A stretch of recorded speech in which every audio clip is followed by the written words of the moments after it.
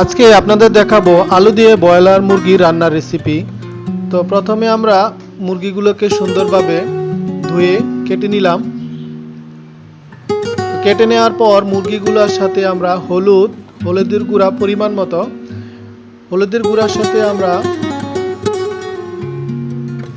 একটু লবণ পরিমাণ মতো দিয়ে হলুদ আর এই লবণটাকে সুন্দর করে মিশ্রণ করে নিতে হবে, ভালোভাবে মিশিয়ে নিতে হবে যেন সবগুলো মাংসের সাথে একদম ভালোভাবে লেগে যায়। তো এইভাবে আস্তে আস্তে করে সবগুলো হলুদের গুঁড়া এবং লবণটা সবগুলো মাংসের সাথে সুন্দর করে ভালোভাবে মিশ্রিত করতে হবে।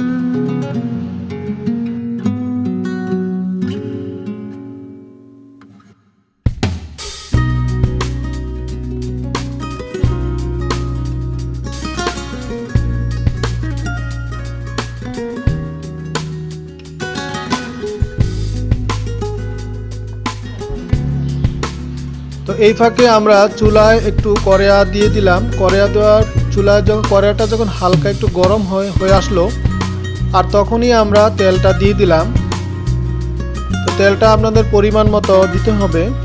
তো তেলটাকে আপনার চুলায় গরম করে নিতে হবে। যখন গরম হয়ে আসবে তখন আপনার যে মাংসগুলো রয়েছে সেই মাংসগুলো আপনার তেলের মধ্যে আস্তে আস্তে দিতে হবে এবং সাবধানে দিতে হবে যেন তেল ছিটকে গায়ের মধ্যে না পড়ে।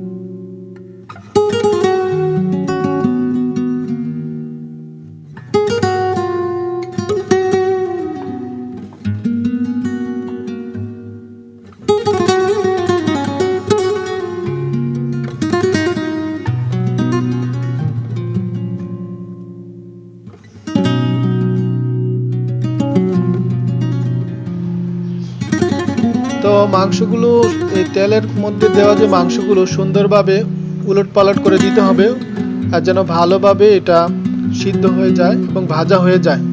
তো ভালোভাবে দুই পাশ যেন ভাজা হয়ে গেলে কিন্তু কড়াইয়া থেকে মাংসগুলোকে উঠিয়ে আলাদা করে রাখতে হবে।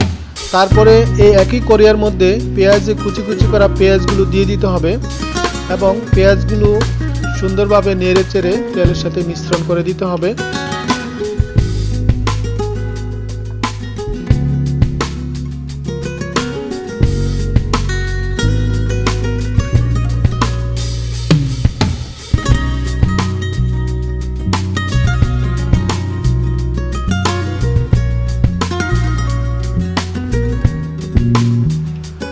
তো পেঁয়াজগুলো ভালো করে বেরেস্তা করে নিতে হবে।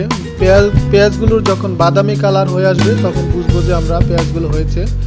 পেঁয়াজগুলোর সাথে আমরা হালকা একটু লবণ দিয়ে দিব। লবণ দিয়ে ভালোভাবে মিশিয়ে নিতে হবে। পেঁয়াজগুলোকে একটু পরে পরে কিন্তু নাড়াচাড়া দিতে হবে এবং এটার সাথে আমরা রসুন বাটা দিয়ে দিলাম, রসুন বাটা পরিমাণ মতো এবং আদা বাটা, রসুন বাটা এবং আদা বাটা দিয়ে আমরা এইটাকে সুন্দরভাবে ভালোভাবে পেঁয়াজগুলোর সাথে মিশিয়ে নিব যেন কাঁচা মশলাটা গন্ধটা যেন চলে যায়। ভালোভাবে মিশিয়ে নিতে হবে এবং খেয়াল করতে হবে মশলাগুলো যেন পুড়ে না যায়।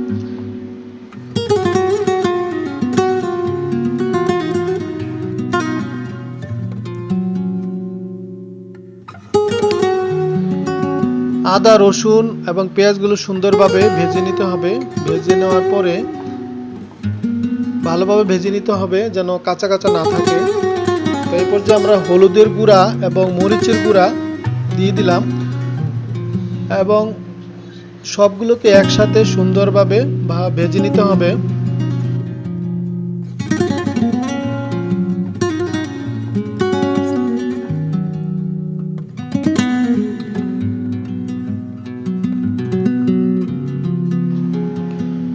মশলাগুলো ভালোভাবে মিশিয়ে নিতে হবে মশলাগুলোর সাথে। তারপর টমেটো, ছোট ছোট করে টমেটো কাটা, টমেটোগুলো দিয়ে দিতে হবে। টমেটো যদি সব তরকারির সাথে দিলে আসলে এটা স্বাদই বেড়ে যায়। তো টমেটোগুলো সুন্দরভাবে মশলার সাথে ভালোভাবে মিশিয়ে নিতে হবে এবং ভালো করে ভেজে নিতে হবে। খেয়াল রাখতে হবে যেন মশলাগুলো কড়াইয়ের মধ্যে লেগে না যায়। তো আপনারা ভালোভাবে মশলাগুলোকে সুন্দরভাবে কষিয়ে নিতে হবে, কারণ মশলা ভালোভাবে কষিয়ে নিলে তরকারির স্বাদই আলাদা হয় এবং তরকারির টেস্টই বেড়ে যায়। এরপর যে আমরা ধনিয়ার গুঁড়া দিয়ে দিলাম এই মশলাগুলোর সাথে। ধনিয়া গুঁড়াটা যে টমেটোর সাথে এবং আগের যে মশলাগুলো ছিল মশলাগুলোর সাথে ভালো করে মিক্স করে নেওয়া হচ্ছে। খেয়াল রাখতে হবে প্রতিটা মশলার ক্ষেত্রে খেয়াল রাখতে হবে মশলার কাঁচা গন্ধটা যেন না থাকে। যদি মশলার কাঁচা গন্ধটা থাকে তাহলে কিন্তু তারপর হচ্ছে শেষ পর্যায়ে আমরা যেটা হচ্ছে রাঁধুনি মুরগির মশলাটা আমরা শেষ অংশে দিয়ে দিব। আপনি আপনার পরিমাণ মতো আপনার মাংস অনুযায়ী কিন্তু আপনি মশলাটা দিবেন, যে আপনার কতটুকু মাংস সেই মাংস অনুযায়ী আপনি মশলাটা রাঁধুনি মাংসের গুঁড়াটা সেটা আপনারা দিয়ে দিবেন। তো সবগুলো মশলা সুন্দরভাবে একেবারে ভালোভাবে এটা মিশিয়ে নিতে হবে এবং মিশিয়ে এটাকে ভেজে নিতে হবে।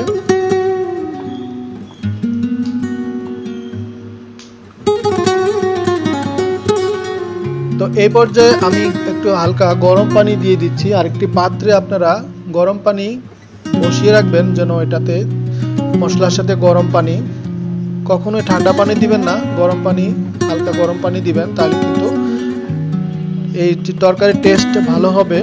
তো এখন হালকা একটু পানি দিয়ে সবগুলো মশলা সুন্দরভাবে মিশিয়ে নিতে হবে। মিশিয়ে নিয়ে এটাকে সুন্দরভাবে আরেকটু জাল দিতে হবে।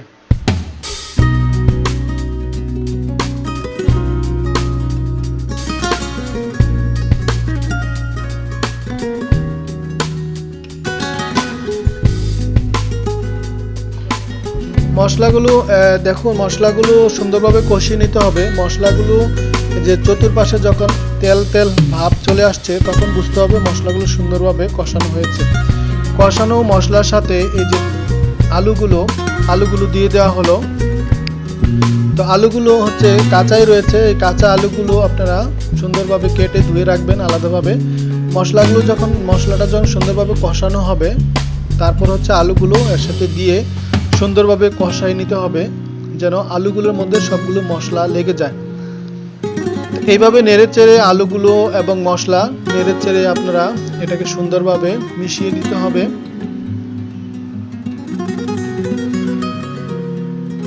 তো একটু ঢাকনা দিয়ে নিতে হবে, ঢাকনা দিয়ে দিতে হবে যেন আলুগুলো সিদ্ধ হয়ে যায়।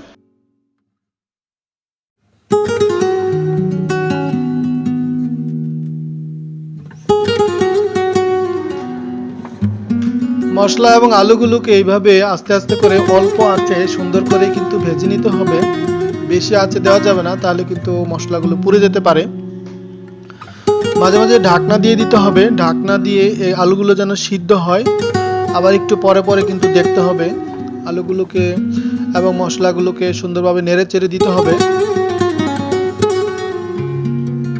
তো মশলাগুলো সুন্দরভাবে নেড়ে চেড়ে এবং ভালোভাবে যেন পুড়ে না যায় খেয়াল রাখতে হবে। যদি পুড়ে যায় তাহলে কিন্তু এই তরকারির মধ্যে একটা গন্ধ আসতে পারে, তো এটা কিন্তু খেয়াল রাখতে হবে।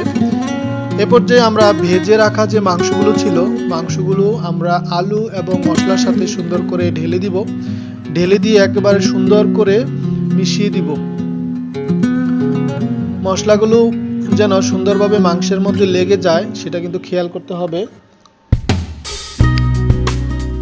তো এইভাবে মশলাগুলো কষিয়ে 4 থেকে 5 মিনিট সুন্দরভাবে কষিয়ে নিতে হবে। উলট পালট করে দিতে হবে যেন ভালোভাবে এগুলো মিশে যায়।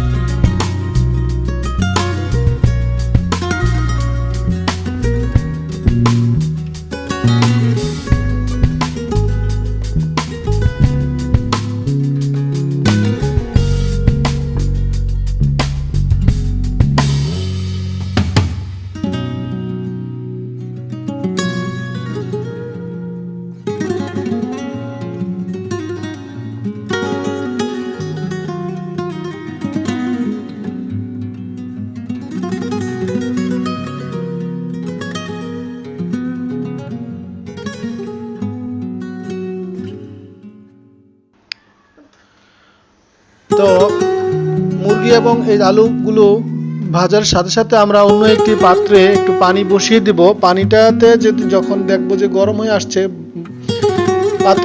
পানিটা যখন গরম হয়ে আসছে অর্থাৎ পানিতে যখন ব্লক আসবে, তখন আমরা কি করব, এই গরম পানিটা আমরা যে ভাজা আলু এবং মুরগির ভাজাগুলোর সাথে সুন্দর করে পানিটাকে আমরা মিশিয়ে দেব, যেন একটু ঝোল হয়।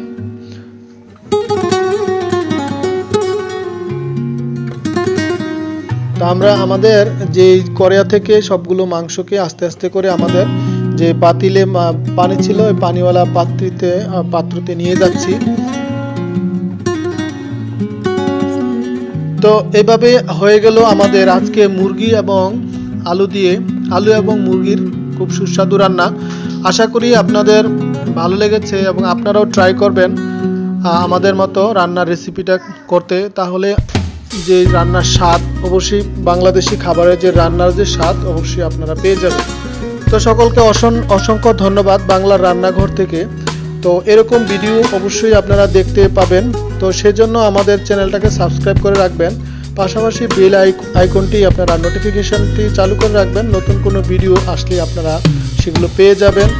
তো আশা করি সকলে ভিডিওগুলো দেখে এবং আপনারা বাসায় রান্না করে কেমন লাগলো অবশ্যই জানাবেন। সকলকে অসংখ্য ধন্যবাদ। নতুন কোনো ভিডিওতে দেখা হবে আবারও।